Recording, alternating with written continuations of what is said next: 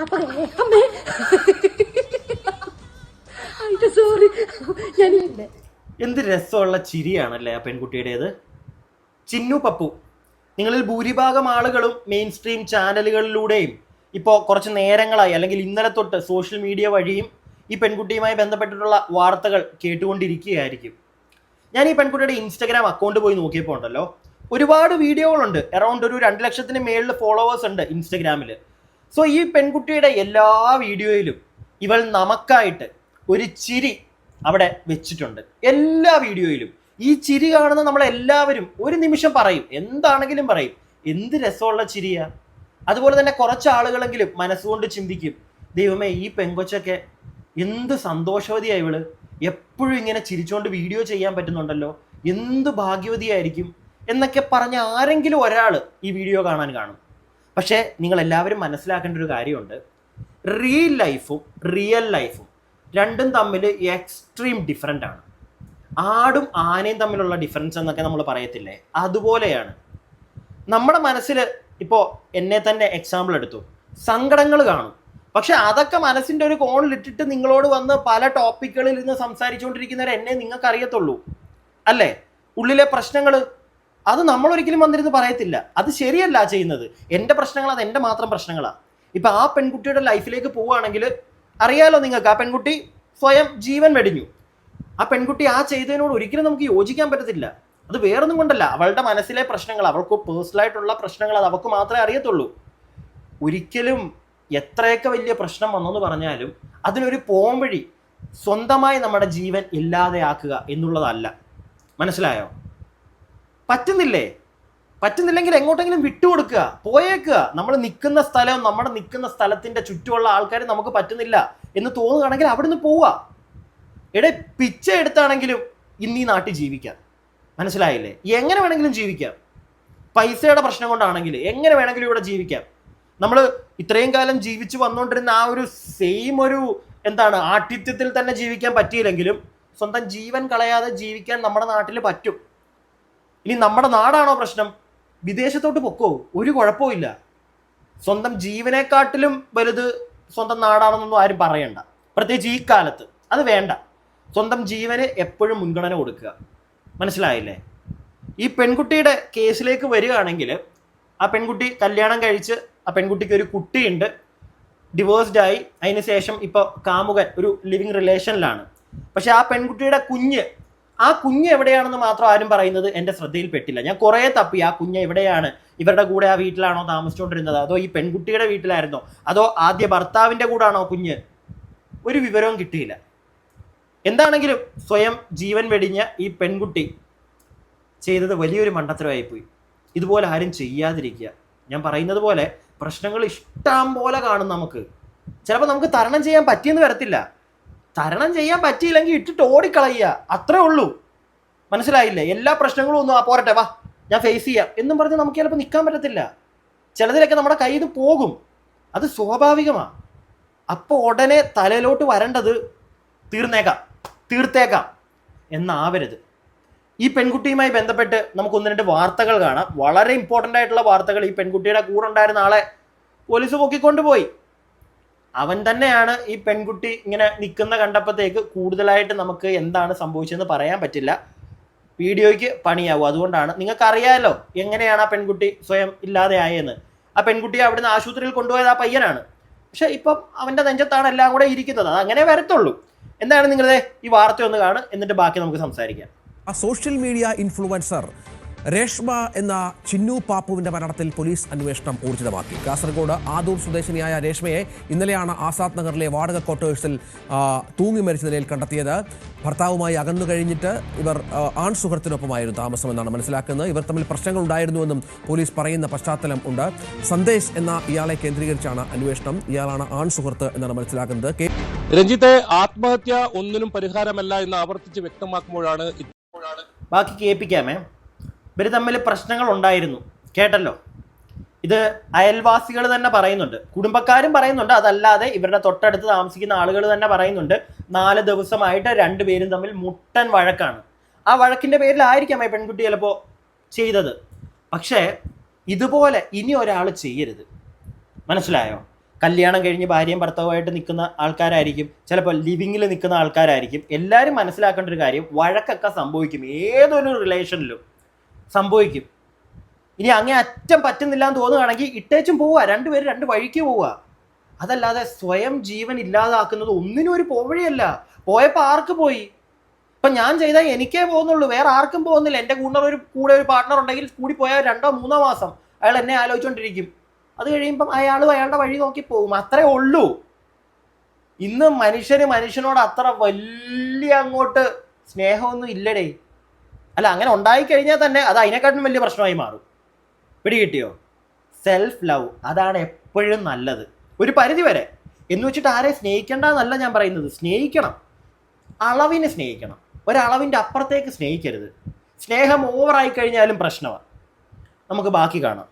ഇത്തരത്തിൽ വലിയ തോതിൽ സമൂഹ മാധ്യമങ്ങളിലൂടെ ഇൻഫ്ലുവൻസറായി പ്രവർത്തിക്കുന്ന ഒരു പെൺകുട്ടി ആത്മഹത്യ ചെയ്ത വിവരം പുറത്തു വരുന്നത് വലിയ ഞെട്ടലോടെയാണ് മലയാളികൾ ഈ വാർത്ത കേട്ടത്. എന്തായാലും ഈ സംഭവത്തിൽ പോലീസ് ഇപ്പോൾ അന്വേഷണം ഊർജിതമാക്കിയിട്ടുണ്ട്. ഇതിൽ കുടുംബം ഇപ്പോൾ പരാതിയുമായി രംഗത്ത് വന്നിട്ടുണ്ട്. ഗംഗാധരൻ എന്ന് പറയുന്ന ഇവരുടെ പിതാവ് ഇത് സംബന്ധിച്ച് സമഗ്രമായ ഒരു അന്വേഷണം നടത്തണം, ആത്മഹത്യക്ക് കാരണം എന്താണെന്ന് കണ്ടെത്തണം എന്നൊക്കെയാണ് ഇവരുടെ ആവശ്യം ഇപ്പോൾ. എന്തായാലും ഈ വീട്ടിൽ നിന്നും ഈ ആദൂറായാണ് ഇവരുടെ സ്വദേശമെങ്കിലും ഇവർ കാസർഗോഡ് നഗരത്തിലാണ്, വാടക ക്വാർട്ടേഴ്സിലാണ് താമസം. അവിടെ ഒരു ഉണ്ടായിരുന്നു. സുഹൃത്തുമായി കഴിഞ്ഞ 4 ദിവസത്തോളം വലിയ തോതിലുള്ള ഇവർ തമ്മിൽ തർക്കമുണ്ടായിരുന്നു എന്നാണ് പോലീസ് പറയുന്നത്. അതുകൊണ്ടാണ് ഈ സുഹൃത്തിനെ കേന്ദ്രീകരിച്ച് സുഹൃത്തിന്റെ വിശദമായ മൊഴി രേഖപ്പെടുത്താൻ ഇപ്പോൾ പോലീസ് തീരുമാനിച്ചിട്ടുള്ളത്. ഏതായാലും ഇവരുടെ വിശദമായ പോസ്റ്റ്മോർട്ടം ഇപ്പോൾ പരിയാരം മെഡിക്കൽ കോളേജ് ആശുപത്രിയിൽ നടക്കുന്നുണ്ട്. ഈ പോസ്റ്റ്മോർട്ടം റിപ്പോർട്ട് കൂടി കിട്ടിയാൽ മാത്രമേ പോലീസ് ഇതിലൊരു വ്യക്തത ഉണ്ടാകൂ. ഏതായാലും കൃത്യമായ ഒരു അന്വേഷണം അതാണ് പോലീസ് ഇപ്പോൾ ഉദ്ദേശിക്കുന്നത്. അതിൽ കുടുംബത്തിന്റെ മൊഴിയെടുക്കും, മറ്റ് സുഹൃത്തുക്കളുടെ മൊഴി രേഖപ്പെടുത്താനും തീരുമാനിച്ചിട്ടുണ്ട്. എന്തായാലും 2 ലക്ഷത്തിലധികം ഫോളോവേഴ്സ് ഉള്ള ഈ രേഷ്മ എന്ന് പറയുന്ന ചിന്നു പാപ്പു കാസർഗോഡൻ തനത് ശൈലിയിലുള്ള വീഡിയോകളാണ്. അത് പാചകവും യാത്രകളും ഒക്കെയായുള്ള വീഡിയോകളാണ്. വളരെ സന്തോഷവതിയായാണ് ഓരോ വീഡിയോകളും ബ്ലോഗിലും അവരെ കാണപ്പെടാറുള്ളത്. അതുകൊണ്ട് തന്നെ ഇങ്ങനെ ഒരു ആത്മഹത്യ ചെയ്യുമെന്ന് ഒരു തരത്തിലുള്ള പ്രതീക്ഷയും ഇവരുടെ കുടുംബത്തിനോ അതല്ലെങ്കിൽ ഇവരുടെ സുഹൃത്തുക്കൾക്കോ ഒന്നും തന്നെ ഉണ്ടായിരുന്നില്ല. ഞാനിന്ന് രാവിലെ ഒരുപാട് വീഡിയോകൾ ഈ പെൺകുട്ടിയുടെ പോയി കണ്ടു കേട്ടോ, ഇൻസ്റ്റാഗ്രാമിൽ. ഞാൻ എല്ലാം കൂടി ഒന്നും ഇവിടെ എടുത്ത് അങ്ങോട്ട് പ്ലേ ചെയ്യുന്നില്ല, വേണ്ട. ആ പെൺകുട്ടിയുടെ വീഡിയോകൾ പ്ലേ ചെയ്യുന്നില്ല ഞാൻ, വേണ്ട. അതിപ്പോൾ ഒരുപാട് ഇങ്ങനെ സോഷ്യൽ മീഡിയയിൽ കിടന്ന് വൈറലാവുന്നുണ്ട്. ഞാനും കൂടെ സെപ്പറേറ്റ് എടുത്ത് കാണിച്ച് നിങ്ങളുടെ സമയം കളയുന്നില്ല. നമുക്ക് മെയിൻ സ്ട്രീം ചാനലുകളിലെ കുറച്ച് വാർത്തകൾ തന്നെ നോക്കാം. ഇപ്പം എന്താണെങ്കിലും ആ പയ്യൻ പോലീസ് സ്റ്റേഷനിലാണ്. ഇന്നലെ വൈകുന്നേരം തന്നെ അവനെ കൊണ്ടുപോയി, ഇതിനായിട്ടും വിട്ടില്ല എന്നാണ് അറിയുന്നത്. പിന്നെ ആ പെൺകുട്ടിയുമായി ബന്ധപ്പെട്ടുള്ള ബാക്കിയുള്ള പ്രൊസീജിയേഴ്സൊക്കെ അറിയാലോ, ഞാൻ ആ വേർഡ് പറയുന്നില്ല, അതൊക്കെ നടന്നുകൊണ്ടിരിക്കുകയാണ്. അപ്പോൾ ആ പ്രൊസീജിയർ കഴിയുമ്പോഴും എനിക്ക് തോന്നുന്നില്ല അങ്ങനെ വലിയ പ്രശ്നമില്ലെങ്കിൽ അവൻ എന്തെങ്കിലും ചെയ്തതായിട്ട് എനിക്ക് തോന്നുന്നില്ല.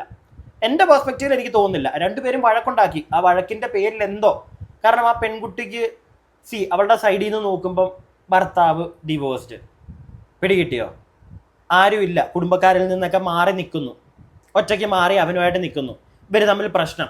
അതും ഇനി മുന്നോട്ട് പോകത്തില്ല എന്ന് തോന്നിയപ്പോൾ എന്തിനെ എന്നൊരു നിമിഷം തോന്നിക്കാണും. അതുകൊണ്ടായിരിക്കാം ചിലപ്പോൾ ആ പെൺകുട്ടി. പക്ഷെ ഒരിക്കലും അങ്ങനെ ചിന്തിക്കരുത്. ഇതിപ്പോൾ ഞാനിവിടെ ഇരുന്ന് പറയാൻ എനിക്കും പറ്റും, ഓരോ ആളുകളിൽ വന്ന് സെപ്പറേറ്റ് ആയിട്ട് മക്കളെ അങ്ങനെ ചെയ്യലടാ ഇങ്ങനെയാടാ എന്നൊന്നും പറയാൻ പറ്റത്തില്ല. പ്രോപ്പറായിട്ടുള്ള കൗൺസിലിങ്ങുകൾ സത്യം പറഞ്ഞാൽ നമ്മുടെ നാട്ടിലെ ഒരു പ്രായഭേദ വ്യത്യാസവും ഇല്ലാതെ എല്ലാവർക്കും പ്രോപ്പറായിട്ടുള്ള കൗൺസിലിങ്ങുകൾ നല്ല രീതിയിൽ വേണം. ഈ കൗൺസിലിങ്ങിന് പോവുക എന്ന് പറഞ്ഞു കഴിഞ്ഞാൽ ഉടനെ ഭ്രാന്തായിട്ട് പോവുക അങ്ങനെയൊന്നും ആരും ചിന്തിക്കല്ലേ. നമുക്ക് എല്ലാവർക്കും പ്രത്യേകിച്ച് ഇന്നത്തെ കാലഘട്ടത്തിൽ മാനസികമായിട്ട് എന്തെങ്കിലുമൊക്കെ ഇച്ചിരിയൊക്കെ പ്രശ്നങ്ങൾ, ദേഷ്യം കൂടുതലുള്ളവർ, ഇല്ലെങ്കിൽ ചിലപ്പോൾ ഓവർ തിങ്കിങ്, ഇങ്ങനെയുള്ള പല കാര്യങ്ങൾ നമുക്ക് എല്ലാവർക്കും ഉണ്ടായേക്കാം. നമ്മുടെ ഈ കാലഘട്ടത്തിലൂടെ കടന്നു പോകുമ്പോൾ അത് വരും ഓരോ മനുഷ്യർക്ക്. ചില ആളുകൾ ഈ റിലേഷൻഷിപ്പിൽ പോയി പറ്റിക്കപ്പെട്ട് അതിൻ്റെ പേരിൽ പിന്നെ ഇങ്ങനെയുള്ള പല അറിയാതെ, അതുകൊണ്ടാണ് ഈ പറയുന്നത്. പിടികിട്ടിയോ? നമുക്ക് തന്നെ എന്തെങ്കിലും ഒരു പ്രോബ്ലം, ഓക്കെ, നമുക്കൊരു കൗൺസിലിംഗ് വേണമെന്ന് തോന്നുന്ന ആളുകൾ എന്തായാലും പോവും, ഉറപ്പായിട്ടും പോവും. അതുകൂടാതെ എല്ലാ ആളുകളും അറ്റ്ലീസ്റ്റ് ഒരു തവണയെങ്കിലും പോകുന്നത് വളരെ നല്ലതായിരിക്കും. പ്രത്യേകിച്ച് ഇങ്ങനത്തെ ടെൻഡൻസികൾ ഇടയ്ക്കിടയ്ക്ക് തോന്നുന്ന ആരെങ്കിലും ഒക്കെ കാണുമല്ലോ, ഇല്ലേ? പ്രത്യേകിച്ച് കുടുംബ പ്രശ്നങ്ങളുള്ളവർ ഏതെങ്കിലുമൊക്കെ ഒരു മൊമെന്റിൽ ഒന്ന് തിങ്ക് ചെയ്ത് പോകും, അങ്ങ് ചെയ്താലോ. അപ്പം നിങ്ങൾ ആലോചിക്കേണ്ട ഒരു കാര്യം, ആ ഒരു സാധനം നിങ്ങൾക്ക് ആലോചിക്കാനുള്ളൊരു ഗട്ട്സ് ഉണ്ടെങ്കിൽ നിങ്ങളൊരു കൗൺസിലിങ്ങിനും പോകണ്ട. അത് വേറൊന്നുമല്ല. എന്തേലും ചെയ്താൽ പോകുന്നത് എനിക്ക്, വേറെ ആർക്കും പോകത്തില്ല, ഓപ്പോസിറ്റ് നിൽക്കുന്ന ഒരാൾക്കും പോകത്തില്ല. പിന്നെ എന്തിനാ? ഇനിയിപ്പോൾ നാട്ടുകാരെ ബോധിപ്പിക്കാനോ കൂട്ടുകാരെ ബോധിപ്പിക്കാനോ? എന്ത് തേങ്ങയ്ക്ക്? എന്തിനാ ഇവിടെ നാട്ടുകാരെ ബോധിപ്പിക്കുന്നത്? ഒരു കാര്യവും ഇല്ല. ഒരുത്തനെ ബോധിപ്പിക്കേണ്ട കാര്യമില്ല. നാട്ടുകാരെന്തു പറയുമെന്ന് ഓർത്ത് നമ്മൾ മറ്റേ ഇങ്ങനെ മിണ്ടാതിരിക്കണോ? അതിൻ്റെ ആവശ്യമില്ല. നിനക്കെന്താണോ ചെയ്യാൻ തോന്നുന്നത് നീ അത് ചെയ്യുക. അതിന് ഒരാളെയും നോക്കേണ്ട കാര്യം, ഒരാളെയും ബോധിപ്പിക്കേണ്ട കാര്യം അത് നിനക്കില്ല. ഇത് നമ്മളെല്ലാവരും ഒന്ന് ഉള്ളിൽ വെച്ചേക്കണം, മനസ്സിലാക്കി വെക്കണം. പിടികിട്ടിയോ? അതുപോലെ തന്നെ ഈ റിയൽ ലൈഫും, വീണ്ടും ഞാൻ പറയുന്നു, റിയൽ ലൈഫും എക്സ്ട്രീം ഡിഫറെൻ്റാണ്. ഈ റീലിലും ഈ വീഡിയോകളുണ്ടല്ലോ, ഇപ്പം യൂട്യൂബിലാണെങ്കിൽ ഷോർട്സ്, ഇൻസ്റ്റഗ്രാമിലാണെങ്കിൽ റീൽസ്, ഇതിലൊക്കെ കാണുന്നത് ശരിക്കുള്ള ആളുകളുടെ അവരുടെ ലൈഫിൽ ഇങ്ങനെ തന്നെയാണ് എന്ന് ഒരാളും ചിന്തിക്കല്ലേ. മനസ്സിലായോ? നമുക്ക് ബാക്കി അടുത്തൊരു ന്യൂസും കൂടെ കാണാം. ചിന്നു പാപ്പുവിന്റെ മരണത്തിൽ ആൺ സുഹൃത്തിന്റെ മൊഴിയെടുക്കും. ഇയാളെ സ്റ്റേഷനിലേക്ക് വിളിച്ചു വരുത്തി ഇരുവരും തമ്മിൽ പ്രശ്നമുണ്ടായിരുന്നുവെന്നാണ് കുടുംബത്തിന്റെ ആരോപണം. ചിന്നുവിന്റെ പോസ്റ്റ്മോർട്ടം ഇന്ന് നടക്കും. ഷംന അശോക് വിശദാംശങ്ങളുമായി തത്സമയം ചേരുന്നുണ്ട്. Shamna, good morning. Blogger Chinnu പാപ്പുവിന്റെ മരണം ഇന്നലെ സോഷ്യൽ മീഡിയയിൽ ആകെ സജീവമായി ചർച്ചയായിരുന്നു. പ്രത്യേകിച്ച് 2 ലക്ഷത്തിലധികം ഫോളോവർ ഉണ്ടായിരുന്ന ഒരു വ്ളോഗറാണ് ചിന്നു. മാത്രമല്ല കാസർഗോഡിന്റെ തനത് ഭാഷയിൽ സംസാരിച്ചുകൊണ്ട് ഏറ്റവും വേഗത്തിൽ ആളുകളിലേക്ക് എത്തിപ്പെട്ട ഒരു വ്ളോഗർ കൂടിയാണ് ചിന്നു. അത്രയും സന്തോഷത്തിലാണ് ചിന്നു എപ്പോഴും വ്ളോഗ് ചെയ്തിട്ടുണ്ടായിരുന്നത്. അങ്ങനെയുള്ള ഒരാൾ എങ്ങനെ ആത്മഹത്യയിലേക്ക് പോയി എന്നുള്ള ചോദ്യം സോഷ്യൽ മീഡിയയിൽ പലതവണ ചിന്നുവിന്റെ ഫോളോവേഴ്സ് ഉൾപ്പെടെ ഉന്നയിക്കുന്നുണ്ടായിരുന്നു. ഇന്നലെ ഈ സംഭവത്തിന് ശേഷം അതെന്താ അങ്ങനെ ഒരു പറച്ചില്? പ്രിയപ്പെട്ട മാധ്യമങ്ങളെ, നിങ്ങൾ ജനങ്ങളിലേക്ക് ഇല്ലാത്ത വാർത്ത എത്തിക്കല്ലേ. നമ്മളൊക്കെ ചിലപ്പോൾ തംബ്നെയിലൊക്കെ എന്തെങ്കിലും മിസ്ലീഡിംഗ് ഒക്കെ എഴുതി വിട്ടാലേ ഉള്ളൂ. നിങ്ങൾ എന്തോ ഈ പറയുന്നത്? ആ പെൺകുട്ടി എപ്പോഴും ചിരിച്ചുകൊണ്ടിരിക്കുന്നത് കൊണ്ട് തന്നെ അവളുടെ ലൈഫിൽ ഫുള്ളി ഞാനിതാ തുടക്കം തൊട്ടേ പറയുന്നത്, അങ്ങനെ വിചാരിക്കരുത്. നമ്മൾ അങ്ങനെയുള്ള കമന്റുകൾ ആരെങ്കിലും ഒക്കെ ഇടുന്നുണ്ടെങ്കിൽ തന്നെ നിങ്ങൾ ഒരു നിമിഷം ചിന്തിച്ചിട്ടിട്. അതായത് ഇത്രേ ഉള്ളൂ. അവളുടെ വീഡിയോയിലൂടെ അവൾ ചെയ്യുന്നത്, അല്ലെങ്കിൽ നമ്മളെ പലതും കാണിക്കുന്നത്, അത് അവളുടെ വരുമാന മാർഗമാണ്. മനസ്സിലായോ? കരഞ്ഞുകൊണ്ട് വന്ന് ഡെയിലി, അങ്ങനത്തെ ആൾക്കാരുണ്ട്, നമുക്കറിയാം, യൂട്യൂബിലൊക്കെ ഉണ്ട്, ഡെയിലി വന്ന് ശോകവും പറഞ്ഞ് മറ്റുള്ളവരുടെ സ്വന്തം കുടുംബത്തിലെ അങ്ങനെയുള്ള ചില സ്ത്രീകൾ തന്നെ ഉണ്ടായിട്ടുണ്ട്. നമ്മളൊക്കെ വലിച്ചു കീറിയിട്ടുമുണ്ട്. സ്വന്തം ഉമ്മാനെ തെറി പറഞ്ഞ്, സ്വന്തം ഉമ്മാനെ തൂങ്ങി നോക്കി കാണിച്ച്, അപ്പുറത്തെ വീട്ടുകാരെയും തെറി പറഞ്ഞ്. എന്തിനാ അത്? ആ പെൺകുട്ടിക്ക് അവളുടെ ഉള്ളിലുള്ള പ്രശ്നങ്ങൾ അത് അവിടെ തന്നെ ഒതുക്കി അവളുടെ അവളല്ലെങ്കിൽ മറ്റുള്ളവരിലേക്ക് സന്തോഷം എത്തിക്കണം എന്നുള്ള നല്ലൊരു രീതിയിലാണ്, എന്നുള്ളൊരു നല്ലൊരു പോയിന്റ് വെച്ചിട്ടാണ് ആ പെൺകുട്ടി വീഡിയോ ചെയ്തുകൊണ്ടിരുന്നത്. ഞാൻ അതിന് മേളിലായിരിക്കാം, എന്നാലും ഞാൻ അപ്രീഷിയേറ്റ് ചെയ്യും. അത് ചെറിയൊരു കാര്യമൊന്നും അല്ല, എല്ലാവർക്കും ഒന്നും അത് പറ്റത്തില്ല. പക്ഷെ നമ്മൾ തെറ്റിദ്ധരിക്കരുത്. നമ്മളത് കണ്ടിട്ട് ഫുൾ അവളുടെ ലൈഫിൽ ഇങ്ങനെയാണ്, അയ്യോ മോളെ എന്തിനാ മോളെ, അല്ലെങ്കിൽ അവളുടെ അച്ഛനോട് പോയി ചോദിക്കുക, മോളുടെ വീഡിയോയിൽ മൊത്തം മോള് ഭയങ്കര സന്തോഷമായിട്ട് നിന്നിട്ട് എന്താ അവൾ ഇങ്ങനെ ചെയ്തത്? തെറ്റാണ്. നമ്മളാ ചെയ്യുന്നത് തെറ്റാണെന്ന് എനിക്ക് പറയാനുള്ളൂ. ഒരിക്കലും ഒരാളുടെ വീഡിയോ കണ്ടിട്ട് അയാളെ നിങ്ങൾ അളക്കരുതേ. ചില ആൾക്കാർ എന്നോട് പലതും ചോദിക്കാറുണ്ട്, ഞാൻ മൈൻഡ് ചെയ്യാറില്ല. കാരണം ഈ ചോദിക്കുന്നവർ ഈ എന്നെ അറിയത്തുള്ളൂ. പിടികിട്ടിയോ? പേഴ്സണലായിട്ട് ഞാൻ എന്താണ്, എൻ്റെ തിങ്കിങ് എങ്ങനെയാണ്, എൻ്റെ പേഴ്സ്പെക്റ്റീവ് എന്താണ്, ഇതൊന്നും ആർക്കും അറിയത്തില്ല. ഇതെനിക്കേ അറിയുള്ളൂ. അല്ലെങ്കിൽ എന്നെ അറ്റാച്ച് ചെയ്ത് എൻ്റെ തൊട്ടടുത്ത് ഉള്ള, അല്ലെങ്കിൽ എൻ്റെ കുടുംബം, അങ്ങനെയുള്ളവർക്കേ അറിയത്തുള്ളൂ. എന്തിനാ അപ്പുറത്തെ വീട്ടിലെ ചേട്ടനും ചേച്ചിക്കും പോലും അറിയണമെന്നില്ല. മനസ്സിലായോ? ഞാനെന്തിനാ മറ്റുള്ളവരുടെ മുമ്പിൽ കാണിച്ചു കൊടുക്കുന്നത്? ഇല്ലെങ്കിൽ ഇതൊക്കെയാണ് ഞാൻ, എൻ്റെ പ്രശ്നങ്ങൾ ഇതൊക്കെയാണ്, എന്തിനു പറയണം? അതിൻ്റെ ആവശ്യമുണ്ടോ പ്രിയപ്പെട്ടവരെ? നിങ്ങൾ പറ, കമന്റ് ബോക്സിൽ പറയണേ. നമുക്ക് ബാക്കിയും കൂടെ കേൾക്കാം.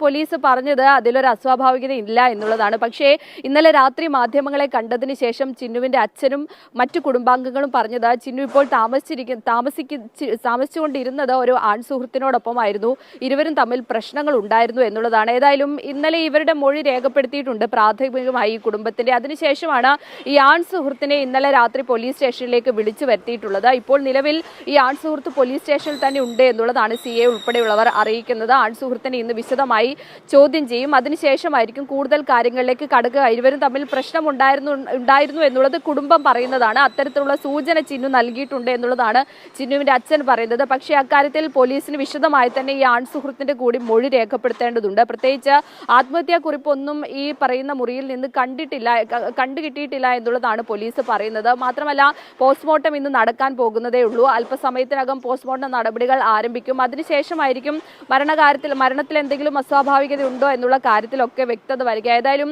ചിന്നുവിന്റെ മരണം സോഷ്യൽ മീഡിയയിൽ ഇപ്പോൾ സജീവ ചർച്ചയായിരിക്കുകയായിരുന്നു. കഴിഞ്ഞ ദിവസങ്ങളിലെല്ലാം ചിന്നു വളരെ സന്തോഷത്തിലാണ് വ്ളോഗുകളിൽ പ്രത്യക്ഷപ്പെട്ടിട്ടുണ്ടായിരുന്നത്. കഴിഞ്ഞ ദിവസമൊന്നല്ല, ആ പെൺകുട്ടിയുടെ ഇൻസ്റ്റഗ്രാം എടുത്ത് നോക്കിയപ്പം എനിക്ക് മനസ്സിലാക്കാൻ സാധിച്ചത്, അത്യാവശ്യം കുറേ ഞാൻ താഴത്തോട്ട് പോയി നോക്കിയപ്പോൾ എല്ലാ വീഡിയോയിലും അവൾ നല്ല സന്തോഷവതിയാണ്. മനസ്സിലായില്ല? ഞാൻ ആദ്യമേ കാണിച്ച ആ ചിരി ഉണ്ടല്ലോ, അതുപോലത്തെ ചിരികൾ മിക്ക വീഡിയോയിലും ഉണ്ട്. അതാണ് ഒരു ഇൻഫ്ലുവൻസർ ചെയ്യേണ്ടത്. അത് ആ പെൺകുട്ടി ചെയ്തു. മനസ്സിലായില്ലേ? ആ ഒരു കാര്യത്തിൽ അവളെ ഞാൻ അപ്രീഷിയേറ്റ് ചെയ്യും 101%. അല്ലാതെ കരഞ്ഞും കൂവിയും വന്ന് അവളുടെ പേഴ്സണൽ ലൈഫ് അവളോടെ കാണിക്കാൻ നിന്നില്ല. അങ്ങനെ വേണം ഇൻഫ്ലുവൻസർ. പിന്നെ ചില ആളുകൾ ചോദിക്കും എന്ത് ഇൻഫ്ലുവൻസർ ആണിത്. ഞാൻ കണ്ടു അങ്ങനെയുള്ള ചില വൃത്തികെട്ട കമന്റ്സ്. എന്ത് ഇൻഫ്ലുവൻസർ ആണ്, ഇവളൊക്കെയാണോ ഇൻഫ്ലുവൻസ് ചെയ്യുന്നത്, സ്വന്തം കാര്യം വന്നപ്പോഴത്തേക്ക് കണ്ടില്ലേ. എങ്ങനെ ചോദിക്കാൻ പറ്റുന്നു നിങ്ങൾക്ക് ഇതൊക്കെ? നിങ്ങളെ എല്ലാവരെയും ഒന്നും അല്ല ഞാൻ പറയുന്നത്, ചില കൃമികളുണ്ട് ഇങ്ങനത്തെ സാധനങ്ങളൊക്കെ. എടോ അത് ആ പെങ്കൊച്ച് അവളുടെ വരുമാനം, അവൾക്ക് പ്രൊമോഷൻ കിട്ടും ഇങ്ങനെയുള്ള പരിപാടികൾ ഇൻസ്റ്റഗ്രാമിലൂടെ. യൂട്യൂബിൽ അധികം റീച്ച് ഒന്നും ഇല്ല ആ പെൺകുട്ടിക്ക്. അവൾ എനിക്ക് തോന്നുന്നു ഒരു മാസം മുമ്പെങ്ങാട്ടെ ഞാൻ നോക്കിയപ്പം ഒരു വീഡിയോ ഒക്കെ ഇട്ടിട്ടുള്ളൂ. യൂട്യൂബിൽ അധികം ആക്റ്റീവ് അല്ല. ഷോർട്സ് ഉണ്ടെന്ന് തോന്നുന്നു യൂട്യൂബിൽ, അല്ലാതെ വീഡിയോകളിലൊന്നും അത്ര ആക്റ്റീവ് അല്ല. ഇൻസ്റ്റഗ്രാമിലാണ് ആ കുട്ടി. കാരണം അവൾക്ക് പ്രൊമോഷൻസും കാര്യങ്ങളൊക്കെ കിട്ടുന്നുണ്ടായിരിക്കും, അതിൻ്റെ വരുമാന മാർഗ്ഗം അത്. അതിനെ അങ്ങനെ കണ്ടാൽ പോരെ. അല്ലാതെ ഇൻസ്റ്റഗ്രാമിലൂടെ ഇത്രയും വലിയ ഇൻഫ്ലുവൻസറായി ഭയങ്കര സന്തോഷിച്ചാണെന്ന് അവൾ അവളുടെ പേഴ്സണൽ ലൈഫിൽ കണ്ടില്ല. ഇങ്ങനെ അവളുടെ പേഴ്സണൽ ലൈഫ് നമ്മളെ കാണിച്ചിട്ടില്ല. പിടികിട്ടിയോ? അവൾക്ക് പ്രശ്നങ്ങൾ വന്നു, താങ്ങാൻ പറ്റിയില്ല. പക്ഷെ താങ്ങാൻ പറ്റണമെന്നേ ഞാൻ പറയുന്നുള്ളൂ. ഒരിക്കലും അങ്ങനെ ആരും ചെയ്യരുത്. പക്ഷേ അവൾ ഇൻഫ്ലുവൻസർ ആയതുകൊണ്ട് അവൾ ഇങ്ങനെ ചെയ്യാൻ പാടില്ല എന്നും പറഞ്ഞ് കുറേ എണ്ണം കല്ലെറിയുന്നതിനോടൊന്നും എനിക്ക് യോജിക്കാൻ പറ്റില്ല. ഞാൻ എൻ്റെ അഭിപ്രായമാണ് പറഞ്ഞത്. അതുപോലെ തന്നെ പ്രിയപ്പെട്ടവരെ, ഇൻഫ്ലുവൻസേഴ്സ് ആയിട്ടുള്ള ആൾക്കാരോടും അതല്ലാതെ വീഡിയോ കാണുന്ന എന്നെപ്പോലുള്ള സാധാരണക്കാരോടും ആവശ്യമില്ലാതെ നമ്മുടെ ജീവൻ വെച്ച് നമ്മൾ കളിക്കല്ലേ. ഞാൻ ഈ പറയുന്നത് എൻ്റെ അഭിപ്രായങ്ങൾ മാത്രം. നിങ്ങളുടെ അഭിപ്രായങ്ങൾ താഴെ കമൻറ്റ് ബോക്സിൽ. അടുത്ത വീഡിയോ ആയിട്ട് നമുക്ക് എത്രയും പെട്ടെന്ന് കാണാം. അടുത്ത വീഡിയോ ആയിട്ട് കാണുന്നവരേക്കും stay tuned and stay weird.